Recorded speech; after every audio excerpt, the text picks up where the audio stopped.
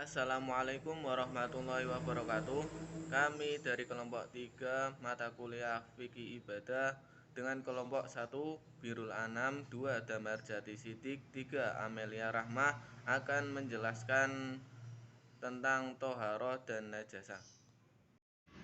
Pengertian toharoh. Kata toharoh berasal dari bahasa Arab yang cara bahasa artinya kebersihan atau bersuci.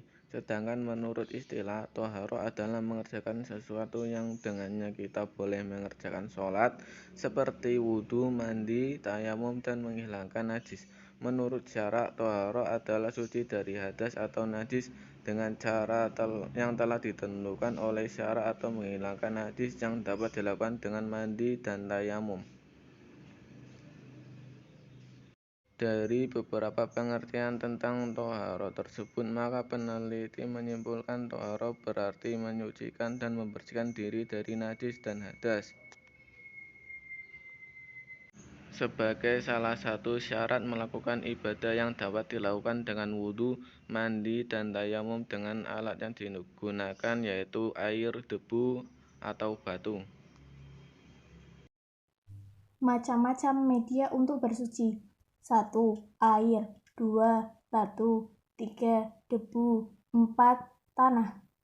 Adapun air dapat dibedakan menjadi 5, yaitu air mutlak, yaitu air suci yang mensucikan. Contohnya air hujan, air laut, air sumur, air sungai, air telaga, air salju, dan air embun.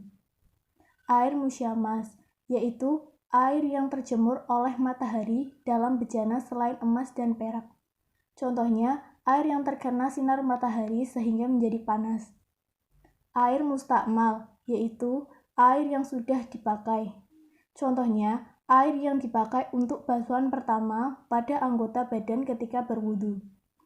Air mutanajis, yaitu air mutlak yang sudah berubah salah satu dari bau, rasa, atau warnanya. Contohnya, air yang kejatuhan kotoran tikus. Air tohir ghairu tohir, yaitu air yang suci tapi tidak mensucikan. Contohnya, teh, kopi, dan lain-lain. Toharoh dari hadas. Toharoh dari hadas besar, dengan cara mengangkat hadas besar dengan mandi atau dengan tayamum, apabila tidak ada air atau dalam keadaan sakit parah yang tidak bisa kena air. Toharoh dari hadas kecil, dengan cara mengangkat hadas kecil dengan wudhu atau tayamum, apabila tidak ada air atau dalam keadaan sakit parah yang tidak bisa kena air. Toharoh dari najis. Najasah atau najis menurut bahasa ialah kotoran. Dalam ilmu fikih ialah kotoran atau sesuatu yang menjijikan yang menghalangi kesempurnaan sholat atau beribadah kepada Allah Subhanahu wa Ta'ala, seperti kotoran manusia dan kemih. Najis berarti sesuatu yang tidak suci yang dapat menghalangi seseorang dalam melakukan ibadah kepada Allah Subhanahu wa Ta'ala.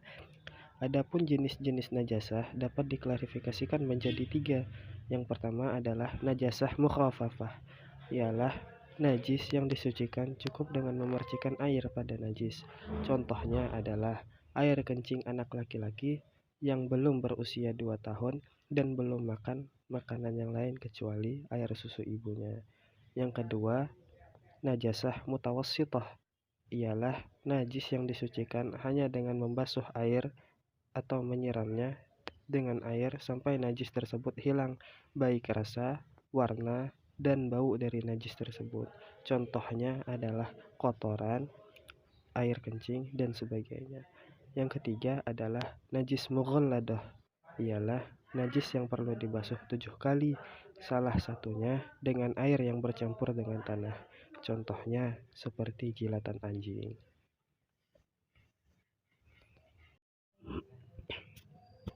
Kesimpulan, toharoh merupakan salah satu syarat sah dalam pelaksanaan ibadah, baik sholat, puasa, maupun haji, juga ibadah-ibadah sunnah lainnya.